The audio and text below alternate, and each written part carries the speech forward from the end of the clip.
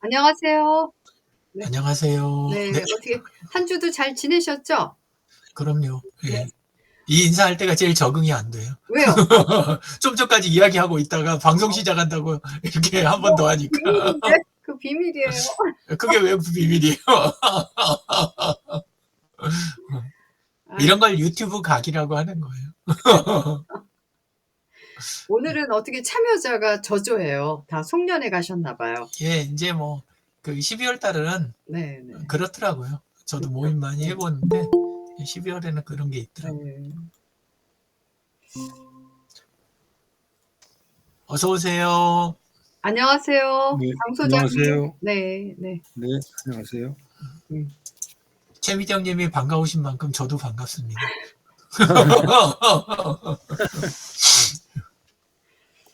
제가 예전에는 이건 뭐 딴 얘기인데요.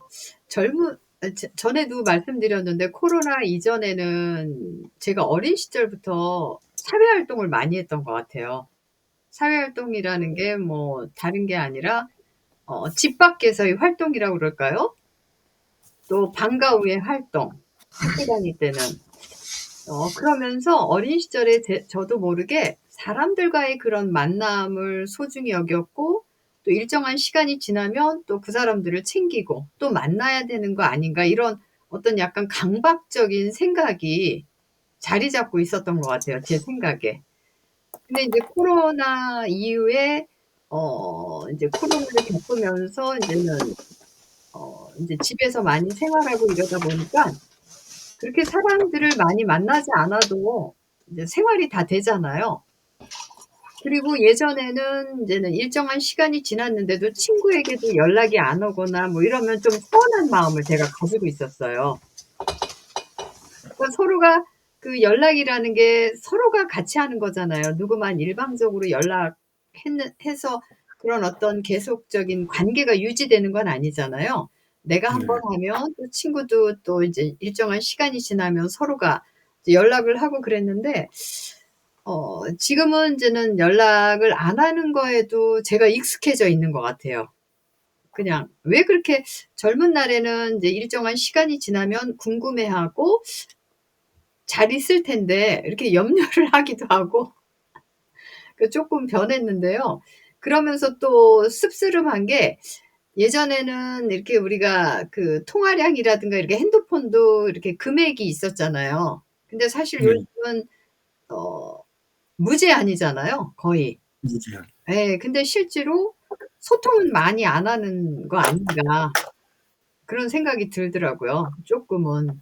어 물론 인제는 전화를 통화하거나 뭐 이런 거를 한다고 해서 뭐 만나거나 이래서 꼭 소통이 이루어지는 건 아니지만 그런데도 어느새 제가 익숙하다 보니깐 타인에 대해서 서운함을 또 적게 갖게 되더라고요. 그러니까 연락을 해야 됐고 그쪽에서 연락이 와야 된다는 그런 기대 뭐 이런 것 때문에 서운함을 많이 가지고 살았어요. 그러니깐 누군가는 이제 특별히 제가 생각하는 분들이 있잖아요. 그런 분들은 저한테 또 연락해 주길 바랐거든요. 근데 네. 예 다 또 뭐 같은 마음은 아니니까. 근데 인제는 오늘 주제는 이제 노인에 관한 이야기지만 소통에 관한 이야기예요, 소통. 소통과 리더십. 그래서 노인이라고 해서 별도의 그런 어떤 소통이 중요한 건 아니라고 생각합니다. 우리가 인간이 모든 사람들이 살아가면서 소통만 잘 돼도 문제가 없을 것 같아요, 저는. 근데 인제는 엄마와 자녀 입장에서도 소통이 안 되기 때문에 자녀가 삐뚤어지기도 하고 이렇다라고 생각이 들어요. 그러니까 자녀가 뭘 원하나 또 엄마 입장에서는 자녀한테 바라는 것도 있지만 자녀의 그 욕구 사항 이런 것도 아주 중요하잖아요. 그래서 쪼끔은 이제 소통을 통해서 타협을 해야 될 것 같고 이런데 어 우리는 인제는 일방적인 경우가 많죠. 그래서 얘기가 어떻게 이렇게 흘러갔는데 오늘은 아무튼 인제는 노인들도 소통이 중요하잖아요, 소통. 그리고 또 네. 노인들이라면은 인제는 어떤 그동안 살아오면서 많은 경험과 지식 이런 것들을 가지고 있을 것 같아요, 젊은이들보다는. 그러다 보니깐 가정 내에서도 어떤 리더십을 발휘하면 또 그분들의 어떤 위치가 더 이렇게 당당하게 서지 않을까 싶다는 생각이 듭니다. 네. 어떻게 유 대표님부터 오늘 그 노인의 의사소통, 노인들의 리더십에 관한 주제인데 어떻게 읽어 보셨고 어떻게 생각하셨는지 좀 말씀 좀 해 주세요. 예. 그 올려주신 내용은 보니까 그러니까 책으로는 안 보고 올려주신 걸 봤으니까. 예. 그래서 그 앞쪽에 개요하고 그다음에 이제 유형 분류하고 뒤쪽에 가서는 이제 소통 방법 이런 식으로 3장은 돼 있더라고요. 예. 근데 보면서 이제 제가 느낀 거는 제가 원래 소통이 좀 잘 안 되는 그 유형이거든요. 그러니까 사람은 많이 만나고 강사니까 열심히 이거 하려고는 많이 하는데, 근데 강의 끝나고 나면 그 다음에 말하는 게 싫어요. 음. 그래서 뒤풀이 가면 오히려 좀 그냥 간혹 질문이 이제 들어오거나 관련 있는 게 들어오면 그때 또 다시 열심히 떠들긴 하는데, 그러지 않고 관련이 이제 없는 내용이 이렇게 대화가 된다 그러면 진짜 뒤풀이 가서는 입을 딱 닫고 있거든요. 그리고 그냥 얼른 이제 집에 가면 그냥 쉬고, 다른 분들 오히려 눈치나 좀 보고 약간 그래요. 그래서 지금 애들도 여럿이긴 하지만 저는 아버님하고 대화를 많이 해본 적이 없어요. 예, 그러니까 대화량이 굉장히 적었었거든요. 예, 그러다 보니까 애들하고도 대화를 어떻게 해볼까? 제 입장에서는 아버지하고 저하고 대화한 양 대비 저는 애들하고 엄청 이야기를 하는 편인 거예요. 네. 예, 그렇기는 한데 그래도 스스로 느껴지는 게 대화가 참 원하는 대로 이렇게 안 된다. 그런 생각 많이 하고, 그래서 요새는 주로 이제 집에 있다 보니까 가족하고의 대화 이런 쪽에 이제 좀 생각이 많이 가고, 다른 분들하고 할 때는 솔직히 대화라기보다는 그냥 교육 현장, 저한테는 교육 현장, 자문 현장 말고는 거의 다른 분들하고 대화할 일이 저는 없어요. 그러니까 그 외에 커뮤니케이션은 댓글 사람들하고, 그래서 그것도 옛날에 이제 커뮤니티 활동을 많이 하고 막 굉장히 이제 시사 여러 군데 하고 막 이런 거 하면서 막 할 때는 그나마 좀 했는데, 요새는 온라인에서 할 때도 제 타임라인 보시면 아시지만 그냥 일지 쓰고 들어온 댓글이 있으면 답변 드리는 정도? 그 정도지 막 적극적으로 무슨 대화를 끌고 나간다든가 이런 거는 제가 안 하는 편이거든요. 그래서 좀 보면서 뭐 다른 데서도 많이 나왔던 이야기들이잖아요. 네. 많이 볼 수 있는 이야기에. 그래서 한번 쫙 이렇게 되새겨보고 그런 기회가 되었습니다. 예. 네. 노인의 리더십에 대해서는 어떻게 생각하세요? 리더십 부분은 거기도 이제 저는 똑같이 봤는데, 리더십이 그 나이 있는 분에 대한 리더십 책이 아닌 거예요. 네. 그 내용을 보면 그냥 일반적인 그 리더십 책에서 볼 수 있는 그 내용이지, 저는 오히려 조금 그 주신 내용만 갖고 봤을 때는 오히려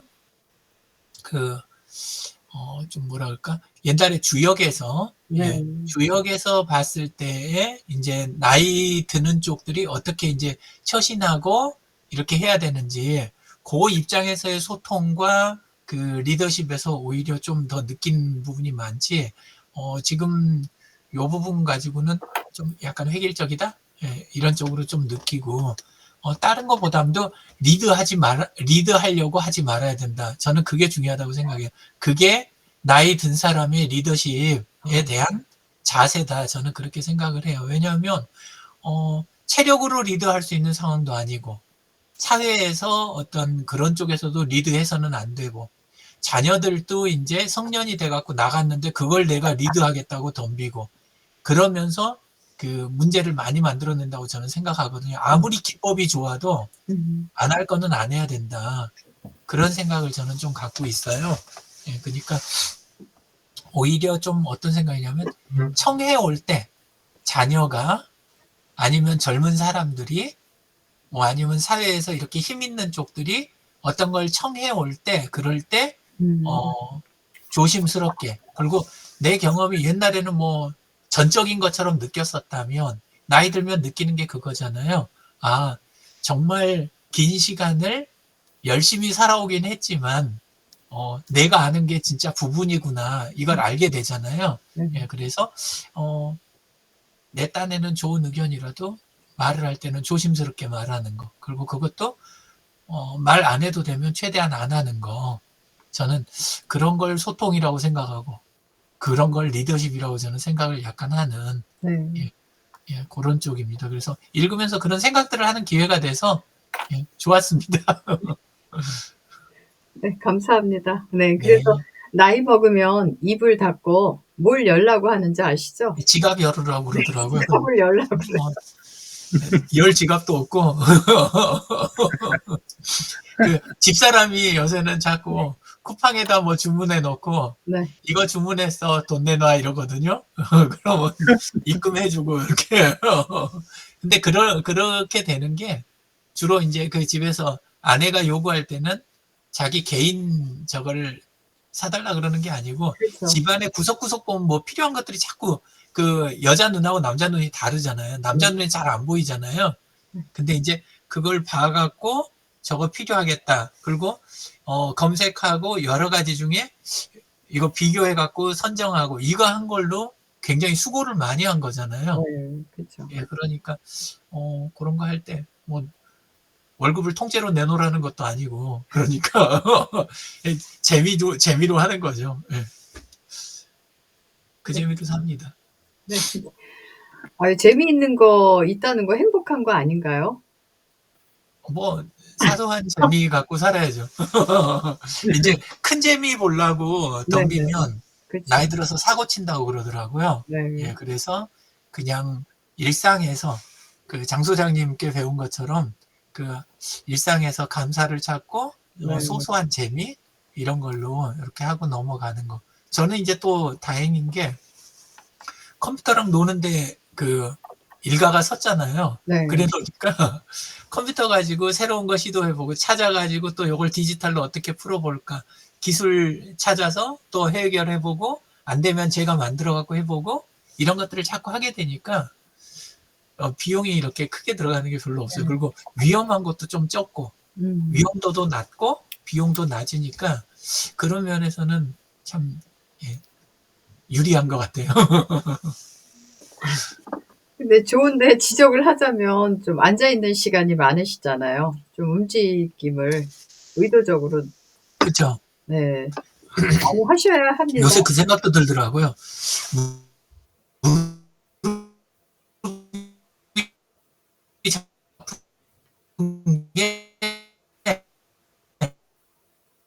이렇게 했는데 요즘 살짝 그 드는 느낌이 이거 관절이 아니라 그냥 근육이 약해져서 퇴행성. 그래서 그냥 그 관절은 오히려 별 이상이 없는 것 같아요. 최근 느낌이 오히려 근육 쪽이 안 움직이다 움직이니까 자꾸 찡찡대는 거 아닌가 이런 생각도 좀 들고 그래서 살살 움직이면 이거 좋아지지 않을까 이런 생각도 좀 들고 네. 요새 그러고 있습니다. 감사합니다. 네. 네. 네. 다음은 장 소장님 어떻게 이제는 보셨는지 한번 말씀해 주세요. 제 차례예요. 네.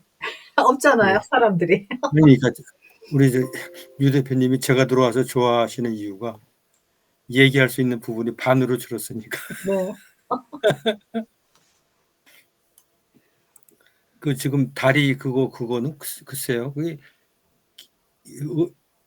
자꾸 뭐 움직여 줘야지 다리 관절이나 근육이나 이렇게 제대로 쓸 것 같은데, 예, 그게 이제 한 하루에 5,000보 10,000보를 좀 걸으려고 하시면 좋을 것 같은데 계속 앉아 있으면은 그 관절이 그냥 그야말로 퇴행성 관절염 이게 움직이지 않으니까 그죠? 기능 자체가 약해지니까 나이에 불문하고 하여튼 빨리 올 수가 있죠. 예, 그래서 하여튼 저는 뭐 그 부분은 너무 돌아다녀서 문제지 뭐. 이게 제가 사람을 좋아하는 건지 안 좋아하는 건지 이게 좀 애매하긴 한데 네네. 네. 누가 있으면 또 잘 놀고 잘 돌아다니고 원래 그게요. 산에도 진짜 많이 다녔었고 글쎄요. 근데 이쪽에 그 시내에 있을 때는 진짜 많이 다녔어요. 빨빨거리고. 그리고 우면동 있을 때만 해도 그나마 이제 전철역에서 가까우니까 많이 움직였단 말이에요. 예, 네. 그리고 우면산도 넘어 다니고, 예, 그랬는데 이제 여기 오니까 같이 만날 사람도 없고 같이 저기 뭐 걸어 다닐 사람도 없고 그러니까 그냥 집이 좋은 거예요. 이제는. 그래서 이걸 어떻게 해야 되나. 그래서 당근에서 소모임을 찾아봐야 되나. 지금 그러고 있습니다. 내년도 그 MVP 그 P 프로젝트에 뭐 절대 안 5,000보 넣죠. 만보 복귀. 예, 그런 거 안 그, 넣으려고요. 왜 안 넣어요? 넣으셔야지. 예, 그저 한번 어디까지 가나 볼게. 실현 불가능한 거예요? 예, 실현 불가능한 거예요? 모르죠. 또 집에서는 계속 그래요. 헬스라도 끊어라. 아, 이러는데, 헬스는 참 예. 헬스장 가본 적이 없어서. 저는 헬스는 옛날에 이제 한동안 많이 하고 그랬었는데 저한테는 전 재미가 없더라고요. 아, 혼자서 그거 하고 있는 게. 네.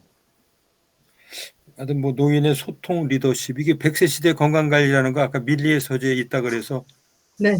그저 그 PC로 좀 보려 그러니까 그건 나중에 좀 여쭤봐야 될 것 같아요. 뭐 다운을 받아야 되고 하니까 PC에서 PDF로 열어서 보는 걸 아직 못 해봤고 한 폰에서 번도 안 그냥 오디오 해보셨어요? 네, 폰에서 오디오로만 계속 이제 들었단 말이에요. 근데 네. 오디오도 없는 게 있죠? 이게 지금 오디오가 없어요. 이거는. 아, 이건 PDF로 뭐 PC에서 보나 저 폰으로 이제 PDF로 봐야 되는 거더라고요. 그래서 하여튼 그거 이제 좀 익숙해져야 될 것 같고 이게 이제 제목이 100세 시대의 건강관리 해가지고 3장의 노인들의 의사소통, 노인들의 리더십 이런 제목을 가지고 오늘 얘기를 나누는 건데요. 어제 오늘 지금 제가 그 만난 분들이 어제는 그 농업 CEO MBA 했던 동기분들 그러니까 뭐 60대 중반에서 70대 중반에 있는 법적으로 노인이죠. 그죠? 그렇죠. 어르신. 그리고 오늘도 만난 분들이 하여튼 뭐 50 플러스 쪽에서 이렇게 만나는 선배님들 그러니까 46년생 두 분, 50년생 한 분. 그러니까 또 어르신들을 제가 오늘 또 만나고 온 거예요. 그래서 이제 그 어제 오늘의 이렇게 생각을 좀 해보면은 이쪽에서 그 노인들의 저도 이제 뭐 법적으로는 이제 노인의 분류에 들어간 이제 상태이기 때문에 결국은 이제 제 얘기일 것 같거든요. 예. 나의 의사소통과 나의 리더십이 현재 어떠한 그 모습일까라고 하는 것이 결국은 뭐 이 책에서 얘기하는 각 독자들이 결국은 어른일 때는 자기 문제인 거 아니에요. 예, 실제로는. 그래서 그러한 현실적으로 그러한 입장에 있고 어제 오늘 또 이렇게 그 어르신들을 만나서 자리를 같이 한 거를 이렇게 그 생각을 해보면은 뭔가 좀 얘기가 제가 생각하는 의사소통의 어떤 그 부분하고 리더십에 대한 부분이 좀 얘기가 될 것 같은데 어저께 재밌는 것 중에 하나가 한 분이 이런 얘기를 하더라고요. 노인이라는 말을 이제 어르신이라고 쓰잖아요. 그렇죠. 근데 어르신이라는 것도 듣기가 불편하다는 거죠. 그래서 어르신이라는 표현을 경기도 의회에서 최근에 어저께 그저께 얘기인 것 같아요. 어르신이란 말을 쓰지 말고 이제 경기도에 계시는 어르신들한테는 선배 신사라고 하는 표현을 쓰겠다는 거예요. 선배 신사. 어르신들이 다 선배 입장이잖아요. 그렇죠. 근데 그분들이 경험도 많고 이제 사회성도 많고 훌륭하신 분들이 많은 세대이기 때문에 그분들을 이제는 어르신이라는 표현보다도 선배 신사라고 하는 그러한 용어를 좀 썼으면 좋겠다. 스스로 이제 그런 품격을 좀 높이자 이런 얘기인데 그러면 그 밑에 있는 사람들이 후배 신사가 되는 거죠. 그렇죠. 밑에 후배들은. 그래서 그 참 또 그게 뭐 어르신이라는 표현도 적합하다고 저는 생각을 하는데 또 선배 신사라고 하는 그런 그 얘기가 경기도 의회에서 그 어르신들의 그런 그 연령들이 많이 늘어나는 분위기에서 조금 그래도 좀 격을 좀 높여야 되겠다 이런 식으로 생각을 해서 그런지 선배 신사라는 말을 이렇게 의회에서 결정을 해서 이제 쓰십시다라고 이렇게 홍보를 하고 있는 것 같아요.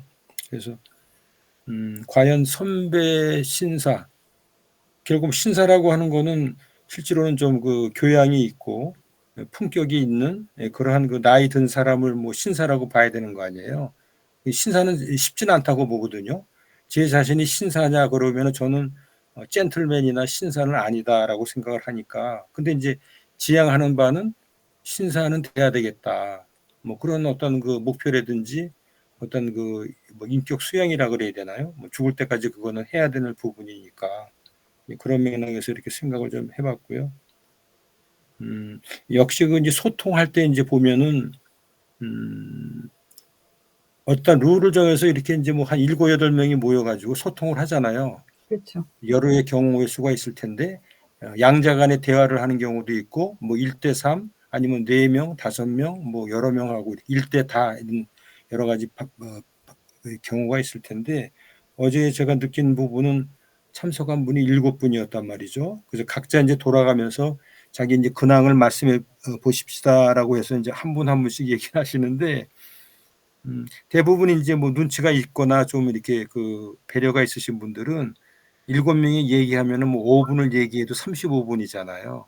그렇죠. 그러니까 이제 뭐 누가 꼭 원칙을 안 정해서 얘기를 하더라도 내 근황을 소개하려면 짧게 뭐 길어야 5분, 짧으면 뭐 3분 요 정도 간단하게 이렇게 좀 표현을 하면 좋은데 그게 잘 안 되는 거예요. 왜냐하면은 한 사람이 어떤 사람은 그렇게 좀 그 간단 명료하게 자기의 근황을 말씀을 하시는데 어떤 분이 딱 자기 소개 시간이 되니까 이게 길어지는 거죠.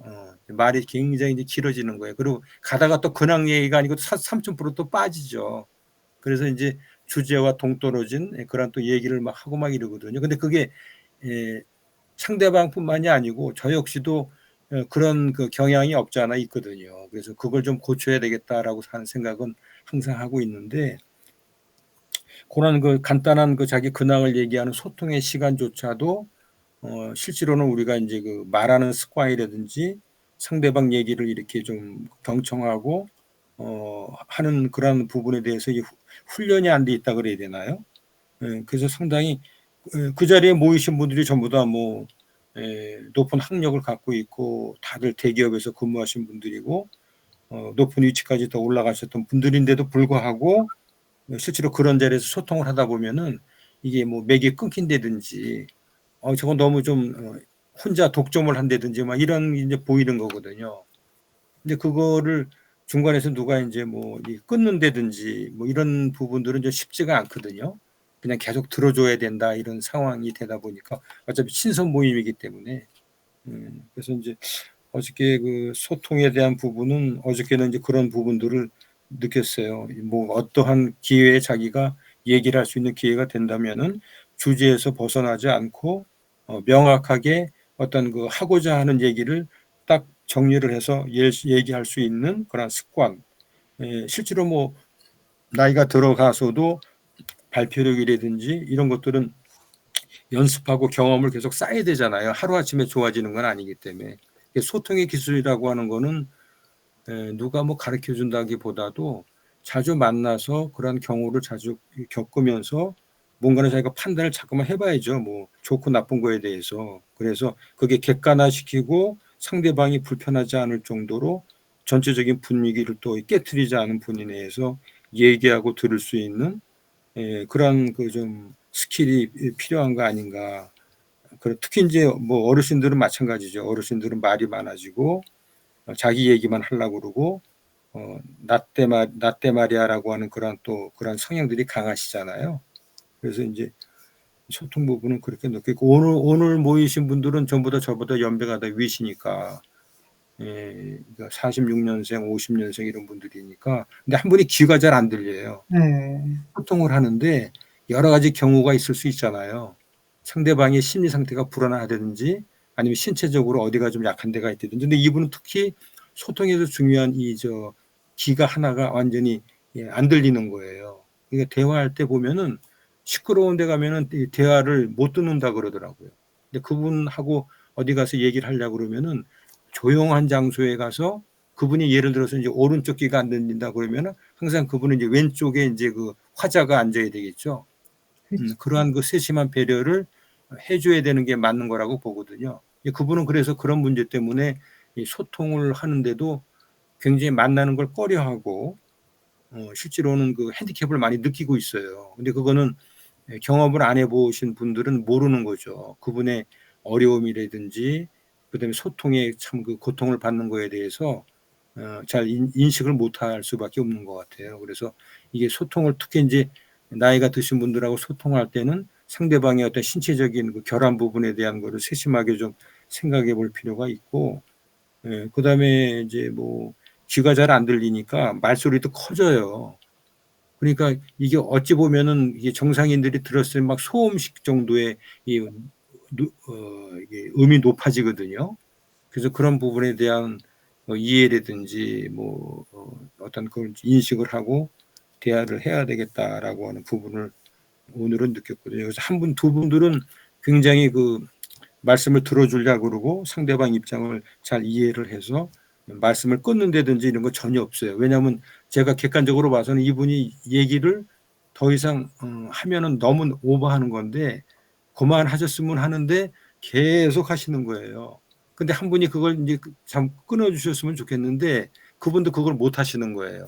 이게 그런 상황에서 진짜 그 어떻게 상대방 그 마음 다치지 않게 이렇게 대화를 끊는 방법도 뭐 여러 가지가 화제를 바꾼다든지 여러 가지가 있을 거 아니에요. 그래서 그런 부분들은 특히 이제 어르신들하고 대화할 때 필요한 그 부분 아닌가 이런 생각을 좀 해봤고요. 그다음에 이제 리더십에 대한 거는 뭐 이게 노인의 리더십, 어른들의 리더십 이렇게 얘기를 하는데 이건 뭐 너무 제목을 좀 거창하게 붙인 것 같고 노인들의 자세죠. 뭐 노인들의 어떤 태도, 자세, 이게 더불어 살아가는 뭐 소통이 안 된다는 게 실제로는 뭐 젊은 사람들이 봤을 때는 어르신들한테 문제가 있다는 거고 어르신들이 봤을 때는 젊은 사람들이 문제가 있다는 거고 서로 이제 그런 이제 관계잖아요.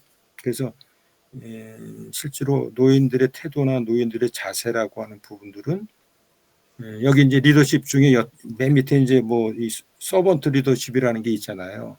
그게 이제 스포츠에서 보면은 야구 감독들이 유형들이 쭉 이렇게 나오는 게 있거든요. 근데 가장 그 선수들이나 주위의 그 팬들이 좋아하는 그 감독의 리더십은 저는 그게 이제 어르신의 리더십하고 같이 이제 좀 상관관계가 있다고 보는데, 근데 그 리더십은 어느 세대에서나 다 통하는 거죠. 그게 이제 서번트 리더십인데, 그게 이제 형님 리더십이에요. 형님이 아우를 이렇게 뭐라 그래야 되나, 가르쳐주고 참고 기다려주고 뭔가는 솔선수범해주고 서로 믿고 이끌어주고 굳은 일은 본인이 하고 뭐 이런 게 이제 서번트 리더십이라 그러잖아요. 결국은 어떤 지도자로서의 어떤 끌고 간다라고 하는 것보다도 밑에 낮은 위치에 서서 그분들을 부하나 상대방을 이해를 하고 같이 공감을 해주고 그다음에 이제 뭐 장점을 자꾸만 칭찬해주고 그다음에 이제 뭐 보완할 점이 있다 그러면은 아주 그 상대방이 듣기 좋은 얘기로 어떤 약점이라든가 이런 걸 지적을 해주고 뭐 그러는 게 결국은 형님의 리더십이고 모든 구단에서 뭐 어떤 우승한 감독이라든지 잘 나가는 감독들의 특징은 결국은 그런 성김의 리더십이라고 항상 얘기를 하거든요. 그래서 저는 뭐 만약에 노인의 리더십이다 그러면은 가정이나 사회나 어느 조직에서 대부분 높은 어떤 그 위치나 앞에 끌고 가셔야 될 입장에 서는 분들이기 때문에 그분들은 그냥 뭐 그야말로 뭐 벼가 익으면 머리가 숙여진다 그러잖아요. 그게 최고인 것 같아요. 내가 최고다 나를 따르라 그러면은 요즘에 따를 사람이 하나도 없다 그러잖아요. 그래서 하여튼 그 노인들의 리더십은 이제 집안에서 이제 뭐 하여튼 저 같은 경우에 형님이 세 분이 계시는데 한 분은 돌아가셨고요. 두 분은 지금 이제 49년생이니까 70대 중반이시고 한 분은 이제 53년생이란 말이죠.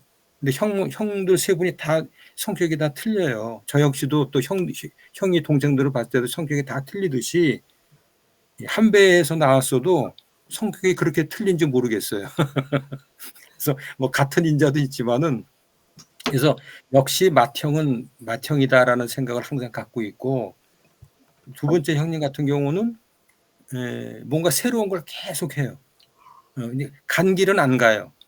그러니까 산도 한 번 가본 산은 안 가고 안 가본 산이라도 다른 코스를 또 가고 뭐 이런 그 성향들이 있어요. 그 셋째 형은 이 말씀이 별로 없어요. 굉장히 과묵하죠. 과묵하고 표현을 잘 안 해요. 우리 그래서 뭐 쌤님이라고 그러고 뭐 아들 뭐 이렇게 좀 어렸을 때 별명이 그렇고 저는 이제 막내다 보니까 막내는 이제 살아남기 위해서 집안에서도 이 막내도 실제로는 제가 우스운 얘기를 하자 그러면 이 손에 손금이 없을 거예요. 손금이. 조직에서 그런 얘기를 하거든요. 조직에서 사장님 모시는 중역분들 중에 아주 그 처세에 능하신 분들을 뭐라고 그러냐면은 저 친구는 손금이 없다 그래요. 하도 비벼서. 그래서 이 가족 중에도 이 형제들이 많은 집안에는 동생들은 뭔가는 그게 뭐 생존 경쟁 이런 건 아니지만은 하여튼 그랬었구나라고 하는 게 저도 이제 느껴지거든요.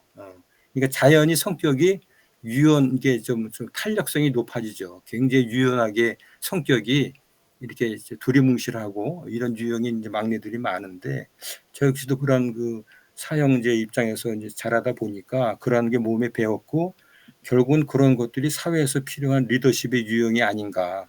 어떤 유연성 확보라고 하는 부분이 뭐 이 제조업체에서 생산 라인에서 굉장히 중요한 부분인데 결국 살아가는데도 그게 삶의 유연성이 굉장히 필요하다라고 하는 부분이거든요. 그게 이제 결국은 소통에서 중요한 관계일 수 있고 관계에서 중요한 어떤 유연성 확보라고 할 수 있는 부분. 입장을 자꾸만 이렇게 빨리빨리 이렇게 바꿀 수 있고 그것도 이해를 하고 하는 부분들. 근데 그게 자기 고집이 많고 강한 리더십 같으면은 그냥 뭉개버리고 안 받아들이죠. 그러면 그 실제로는 당장은 그게 효과가 나고 끌고 가는 조직인 것 같지만은 그게 길게 오래 못 가요. 근데 그러한 유형의 선배들은 중역들은 떠나고 나잖아요. 떠나고 나면은 그분도 뒤를 돌아보지 않고 밑에 후배들도 그 사람을 찾아보질 않아요. 근데 그거 굉장히 인간관계가 좀 뭐라 그럴까요? 좀 좋지 않은 거죠. 결국은 조직에 있을 때보다도 떠나고 난 다음에 서로 챙기고 찾아가고 하는 문화 이런 것들이 저는 굉장히 좋다고 보거든요. 이제 그러한 조직에서 저도 이제 생활을 해왔기 때문에 그 리더십이라고 하는 부분은 저는 머릿속에 딱 있어요. 제가 그리는 리더십이라는 게 S 부장, 뭐 K 부장, L 부장 그런 그 조직에서 훌륭하신 분들 있잖아요. 그분들이 이분들이 내 모델의 어떤 리더십의 표준이다. 이제 그런 걸 항상 봐왔고 그런 거를 지향을 이제 하려고 하다 보니까 저도 이제 그런 유형이 되는 거고 제 후배들도 모르겠습니다만 또 이렇게 싫어하는 사람 없이 같이 또 만날 수 있고 이렇다고 보거든요. 그 리더십이라고 하는 부분은 뭐 하여튼 그 솔선수범하고 남들이 하기 싫어하는 일 먼저 챙겨서 하고 보이지 않는 곳에서 실제로 많이 도와주려고 그러고 물질적인 것보다도 마음으로 이렇게 도와주려고 하는 그러한 것들이 실제로는 오래 가고 인간다운 그 어떤 그 관계 형성의 리더십이 아닌가 이런 생각을 좀 해봅니다. 얘기가 좀 길었네요. 이게 말이 많으니까요. 아니에요. 중간에 끊으셔야지. 아니, 끊어야 할 이유가 없어요. 네. 그쵸. 아무래도 또 이렇게 장 소장님은 또 이렇게 경험하신 거를 피부에 느끼신 네. 거를 또 말씀해 주셔서 저도 이렇게 공감이 되는 것 같아요. 예. 근데 이제 저도 보면은 이제 소통이라는 게 중요하잖아요. 소통이라는 게 사실 이제 말을 안 하면은 우리가 인제 소통에는 두 가지로 나누잖아요. 언어적인 소통, 비언어적인 소통. 근데 이제 비언어적인 소통이 한 70%를 차지한다라고 그래요. 97% 인가? 그래서 93% 메라비언이라는 사람이 아주 네. 오래전에 이렇게 얘기를 했는데 실제로 언어적인 표현은 이제 한 7% 만이라고 얘기를 해요. 7%. 그래서 평상시에 우리가 표정만 봐도 '아 이 사람이 나한테 호의적인가.' 그렇잖아요. 그런 거를 이렇게 느낄 수가 있는 것처럼 비언어적인 표현이 중요하다고는 하지만 그래도 말을 안 할 때는 정확한 의사 표현은 모르잖아요, 그 사람이. 어떻게 네. 생각한 그래서 실제로 그 언어적인 표현도 상당히 저는 중요하다고 생각해요. 왜냐면 상대방의 마음을 정확히는 모르니까. 네. 갑자기 이게 생각이 나요. 제가 결혼을 하고 좀 힘든 시간들이 있었어요. 근데 인제는 저희 할머니는 항상 이제 반주를 드셔요. 왜냐면 식욕이 없으셨어요. 네. 그러니까 먹는 것이 힘들었어요. 인제 나이 드시면서. 그래 가지고 항상 그 술을 1-2 잔 꼭 드셔야지만 이제 밥을 반 공기를 좀 이렇게 넘기시고 이러셔 가지고 저희 남편한테 그렇게 술을 먹였어요. 음. 왜냐면 그때 그런 어떤 힘든 상황에 할머니는 인제 소통을 하고 싶었던 거예요. 이 손주 사이가 무슨 생각을 하고 있나. 그 인제 상대방의 생각을 물으려고 아무리 술을 먹여도 남편이 아무 얘기를 안 하는 거예요. 술만 먹는 거예요, 술만. 아이고 야. 그랬는데 이제 할머니가 그 얘기를 하시더라고요. "저놈의 속은 모르겠다." 음. 그러니까 할머니는 인제는 술을 좋기도 하지만 그 이제는 말을 안 하는 사람들한테는 또 술이라는 알코올이라는 게 매개체가 돼서 이게 또 술 마시면서도 또 이렇게 소통하시는 분들도 많잖아요. 평상시에는 말이 네. 없다가 그렇죠. 술이 한 잔 들어가야 또 이렇게 소통을 많이 하시는 분이 있었는데 어쨌든 인제 할머니의 결론은 '저놈의 속은 모르겠구나.' 아무 이야기를 안 왜 이제는 갑자기 그 생각이 나더라고요. 근데 네. 이제 할머니가 임종을 하셨는데요. 임종하실 때 같이 있었어요. 남편이랑 같이 있었는데 어머 할머니가 임종하는 순간에 남편분이 여러 가지 얘기를 하시더라고요, 거기 앞에서. 할머니가 그러니까 할머니가 평상시에 그 듣고 싶었던 말들을 그제서야 음. 거기서 하더라고요. 그러니까 아마 그 말들은 뭔가를 하고 싶었지만 불필요하다고 생각했나 봐요, 본인은. 어떤 어려운 상황 속에서도 그런 어려움들을 이야기하면 뭐 해결되는 것도 없는데 더 마음만 불편해질까 봐 아마 말을 하지 않지 않았나. 그래서 저번에 이제는 장 소장님이 우리가 말을 할 때 3 가지가 있었던 것 같아요. 이게 꼭 필요한 말이냐? 3 가지 있었죠. 근데 제가 그것밖에 기억이 안 나요. 꼭 필요한 말이냐. 3 가지가 있었어요. 그래서 사실 소통이라는 게 중요한데 또 우리가 너무 많은 이야기를 하다 보면은 또 때로는 상처를 주기도 하잖아요. 예. 그래서 소통에서 보면은 이제 중요한 게 경청이라고 하잖아요. 가장 중요한 게 경청. 그쵸? 근데 우리는 오히려 경청보다는 어 또 표현하시는 분은 이제 자기를 표현을 하는 걸 더 원하는 경우도 있죠. 또 경청도 있고 공감도 있잖아요. 사실 어 제 얘기를 저도 그런 것 같아요. 제 얘기를 잘 들어 주고 공감해 주는 사람한테 제가 좋은 감정을 가지고 살아가는 것 같아요. 예. 근데 인제는 제가 인제는 누군가와 이야기를 했는데 이 사람이 저기 제 얘기를 잘 경청해 주지 않고 가볍게 들어 주고 공감해 주지 않으면 저는 그다음부터는 이야기를 별로 하고 싶어 하지 않더라고요, 제 마음이. 그러다 보니깐 아마 우리가 그 가족 간에 뭐 친구 간에 일단은 경청해 주고 공감해 주고 뭐 이런 것들이 소통의 기본으로 중요할 것 같고 또 우리가 그 말을 할 때 가능한 한 긍정적인 표현을 하는 게 좋죠? 긍정적인 표현. 예. 그래서 저는 또 얼마 전에 이런 경험을 했어요. 어떤 분한테 제가 인제는 이제 음식을 대접했는데 사실 그 음식이 맛이 없을 수도 있어요. 왜냐하면 다 입맛이 다르잖아요. 근데 그분이 제가 인제 대접한 음식인데 그분 표현이 그러시더라고요. "그저 그래." 이 음식 맛을요. 그죠? 그래 이런 표현을 하는데 제가 그 말을 듣는 순간 이런 생각이 들었어요. '이 사람은 말이 이쁘지가 않다. 이 사람은 아마 복이 없을 것 같아.' 제가 이제는 제 음식을 그 사람 입맛에는 맛이 없을 수 있지만 맛이 없다고 그래도 내가 대접하는 음식인데 '왜 이 사람은 이렇게 부정적인 표현을 할까?' 그냥 "맛없어도 맛있어요."라고 표현해 줬으면 제가 좋았을 텐데 그분은 아마 솔직한 표현이었을 거예요. 왜냐하면 자기 입맛에는 안 맞았으니까. 그렇지만 저는 또 그분을 평가하기를 '아 이 사람은 말이 안 예쁘네. 어머 이 사람은 복이 없을 것 같아.' 이런 생각을 저는 또 했어요. 그래서 우리가 여기 책에서 미국 세계적인 잡지 다이제스트에서 실패할 수밖에 없는 사람들이 있대요. 실패할 수밖에 없는 음. 사람. 그게 정답은 아니겠지만 감사할 줄 모르는 사람.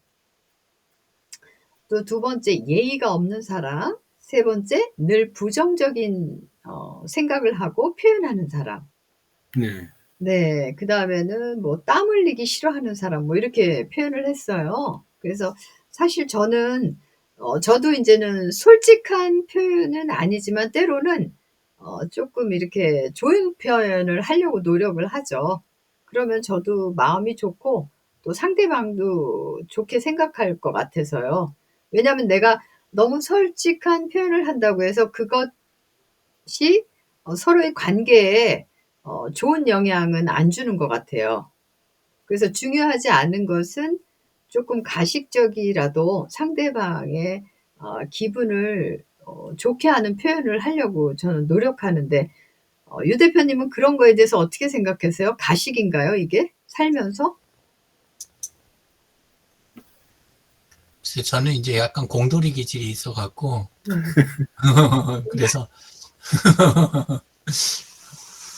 그 원래 그 국민학교 5학년 때부터 네. 그 남자들이 있는 데서만 저는 쭉 컸어요. 네. 네. 계속. 그래서 뭐랄까 어떤 이야기할 때 물어봤을 때 감정적으로 힘드니까 그거를 어떻게 해줘라든가 이렇게 구체적으로 듣지 않는 한은 일단은 감정은 배제인 거예요. 대화에서. 대화에서 감정은 배제고, 그 다음에 누군가 뭔가를 나한테 물어봤을 때는, 그걸 가지고 그 다음 결정을 이 사람이 하려나 보다. 이렇게 생각을 하는 거죠. 그러니까 예를 들어서, 이건 맛있어? 괜찮아? 그러면, 살짝 싱거운데? 이런 식이 그냥 되는 거예요. 자연스럽게. 왜냐하면 그 사람이 넣는 소금 양이라든가, 이런 거에 내가 영향을 미치게 되니까, 내 대화가. 그러니까 그 생각만 하는 거예요. 이것만 하는 거지. 맛있어. 어떻게 이런 거를 저기 할 생각을 했어. 이런 말은 죽었다 깨나도 안 나오는 거죠. 그게 아니라, 요거 어때? 위에 깨라도 조금 더 뿌려야 모양이 살 것 같은데? 이런 거. 이렇게 보충할 거 있잖아요. 네. 뭘 보충해야 되냐? 어떻게 하면 더 개선이 되냐? 어떻게 하면 더 좋아질 거냐? 맨 그 궁리만 하고 있는 거예요. 머릿속이. 예. 그거지. 상대방이 지금 이 말을 왜 했을까? 거기까지는 생각을 안 하는 거죠. 예. 그래서 저는 지금도 이제 꽤 오랫동안 옆에 있는 사람들이 다 그런 사람들이었기 때문에, 그러니까, 나중에 강의하게 될 때부터나 이제 조금 저기가 됐지, 그전에는 개발자들이라든가 기획자들, 품질 관리하는 멤버들, 맨 옆에 그런 사람들만 있었기 때문에, 그래서 말 한마디를 해도 틀림이 없어야 되는 거예요, 그냥. 예, 그래서 감정적인 쪽은 오히려 배제하는 게 대화법이다. 이렇게 믿고 있는 거죠. 그래서 사람마다 놓인 환경에 따라서 그쵸. 자라오거나 아니면 벌어먹고 사는 그 영역이나 이런 거 따라갖고 화법이 좀 다른 것 같아요. 예. 그래도 집에서는 말 이쁘게 하려고 노력하는데 해봤자 예.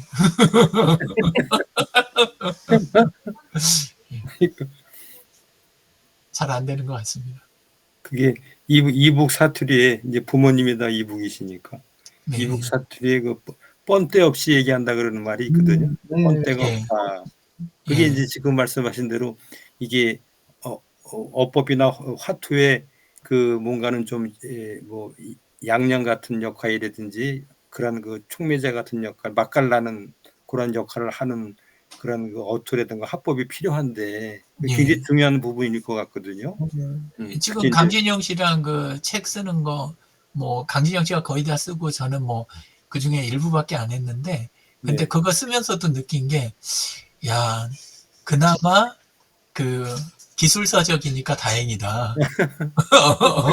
이거 내 식으로 해가지고, 이거 써가지고는, 이거 도저히 안 되겠다. 이거 그냥 내가 하고 있는 게 이게 거의 매뉴얼에 가까운 거라, 네. 진짜 다행이구나. 그러니까 그나마 요 정도라도 내가 썼지.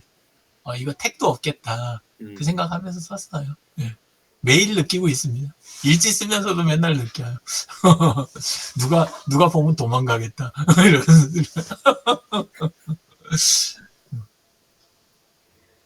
어떻게 장 소장님은 어떻게 사모님과 이야기할 때 조금 더 이렇게 많이 예쁘게 얘기하시죠? 계속 뭐 옐로우 카드 받죠, 뭐. 네? 안 그러실 것 계속 같, 옐로우 카드 받는다고 지금도. 안 그러실 것 같은데, 장 그러니까 소장. 저 얘기 듣는 자세가 그 화자의 그 진중한 자세가 아니고 딴청 핀다는 거죠, 딴청. 근데 실제로 그게 저도 모르게 하여튼 그게 뭐 나쁜 습관이라고 볼 수가 있겠죠. 근데 하여튼 그렇게 이제 얘기가 되고 하는 부분이니까 그게 이제 뭐 나아져야 되잖아요. 그렇죠. 실제로는 결혼 초보다도. 근데 이제 뭐 이야 같으니까 이렇게 기억하니까. 하여튼 그 부분은 그게 그 참 쉽지는 않은 것 같더라고요. 예, 그러지 말아야 되겠다라고 하는데 결국은 또 그게 이제 이렇게 그 제자리로 돌아오고 하는 부분들을 느끼는 거 보면은 야, 많은 그게 그 죽을 때까지 진짜 안 고쳐지는 건가 이런 생각도 해봤고, 그게 안 좋은 습관이다라고 하는 거는 느끼죠. 근데 이제 밖에 나가서는 실제로는 뭐 또 그러지는 않은 것 같아요. 밖에서는 그렇게 내가 뭐 이렇게 비난을 받는다든지 남의 말을 이렇게 좀 안 좋게 안 좋은 말을 한다든지 이런 것보다도 같은 말이면 좀 좋게 하려고 그러고 말을 뭐 이렇게 아주 멋있게는 못하더라도 상대방 마음을 이렇게 다치게 하는 말은 뭐 안 하려고 하는 뭐 그러한 성향이죠. 저도 남편이랑 왜 가까워졌나, 이게 연애 시절에 왜 가까워졌나 이런 생각을 하면 남편이 참 이야기를 잘 들어줬던 것 같아요. 잘 들어주고, 이제 말이 없었는데, 연애 시절에도 말이 없었어요. 말이 없는데, 잘 들어주고, 가끔 이렇게 이야기해 주는 게 조금 이렇게 선배처럼 조언을 해줬던 것 같아요. 근데 결혼을 하고 나서는 사실 또 여자들의 그런 어떤 이야기하는 화제랑 남자들이 생각하는 화제랑은 또 다르잖아요. 그러다 보니까 그때는 솔직하게 듣고 싶지 않은 그러니까 결혼 전에는 이제 결혼하기 위해서 관계를 이렇게 어떤 친밀한 관계로 만들어 가야 되잖아요. 그러면 네. 제가 생각하면은 이제는 그 어떤 또 결혼 전에는 서로가 이제는 흥미롭고 잘 모르고 이러다 보니까 상대방의 얘기에 이제 호기심을 자아냈는데 옛날에는 그렇지가 않다는 거죠. 어머, 배터리가 부족하다고 나오네요. 그래서 아무튼 이제는 여자와 남자는 다르잖아요. 예, 서로가 이제는 생각하는 관심사도 다르고, 예, 그래서 가능한 한 뭐 서로의 입장을 배려하면서 소통하고 경청해주고, 조금은 내가 관심 없는 주제를 얘기하더라도 조금은 뭐 노력해서라도 귀 기울여주고, 뭐 이러다 보면 좀 더 가까워지고 좋을 것 같습니다. 마지막 한 말씀 하실 분, 마지막으로 어떻게 별로 가까워지고 싶지 않아요. 여자는. 가까워져야 왜, 식탁에 왜 그러냐면, 너무 그, 반찬이 많아. 어떤 경우가 되게 많냐면, 대화를 하다가, 네. 감정 때문에 이렇게 말해줘야 되는 거 아니야? 이런 뉘앙스를 하도 비추니까, 나중에 이제 그런 식으로 그 감정에 집중해서 이렇게 대화, 이렇게 이제 몇 가지를 하잖아요. 그러면 나중에 필요한 순간이 되면 그거를 당신도 알았잖아? 약속했잖아? 하면서 그때는 갑자기 그거를 논리적으로 들어오는 거예요. 제가 말했던 건 사실이니까. 그건 근데 감정을 맞춰주기 위해서 어렵게 말을 했던 건데, 근데, 그러니까 맛이 있다고 했는데 왜 안 팔려? 예를 들면 이런 거죠. 그러니까 가서 이제 저쪽에서 뭐 이제 농촌이나 이런 데서 이거 하면 논리적으로 하고 이렇게 예를 드는 거예요. 접근하느라고 답변을 이렇게 했어요. 그랬더니 아이 그건 여자랑 말하는 화법이 아니어서 유 선생님이 몰라서 지금 말 잘못하시는 거예요. 그래서 이제 그 방법에 맞춰서 답을 했는데 나중에는 유영진 씨가 그렇게 말하고 다녔는데 당신이 왜 다른 말을 해? 전문가가 말을 했는데 이렇게 이제 말이 바뀌는 거예요. 예, 그러니까 참 말 이거를 하면서 다니고 사는 게 참 힘들다. 되도록이면 말을 안 하고 살아야 되겠다. 이렇게 되는 것 같아요. 네. 이게 그럴 힘들어요. 때도 예, 있죠. 뭐 어떡해요. 예. 그리고 제가 메신저 안 하는 이유가 또 있어요. 메신저를 최대한 안 하거든요, 제가. 그걸 안 하는 이유가 공개된 데서 이야기하면 말을 한 가지로만 하면 되잖아요. 네. 예, 그러니까 딱 정확하게 증빙이 있는 거, 논리적인 거. 제가 항상 그렇게 할 수 있지는 않지만 그래도 그거에 가깝게 이걸 딱 하면 한 번에 딱 끝나는데, 네. 근데 이제 여러 명이 있으면 여러 명하고 카톡이나 뭐 메신저를 주고받으면 이 각각의 입장을 고려해서 답을 한 것들을 이게 저랑 그렇게 한 거에서 끝난 게 아니라 이걸 딴 데 가서 써먹거나 자기들끼리 모였을 때 그걸 가지고 이제 또 사건을 만드는 거예요. 그래서 내 수준으로 감당할 수 있는 게 아니다. 이렇게 되는 게 있더라고요. 그래서 참 말이라는 게 진짜 어려운 것 같아요. 네. 예.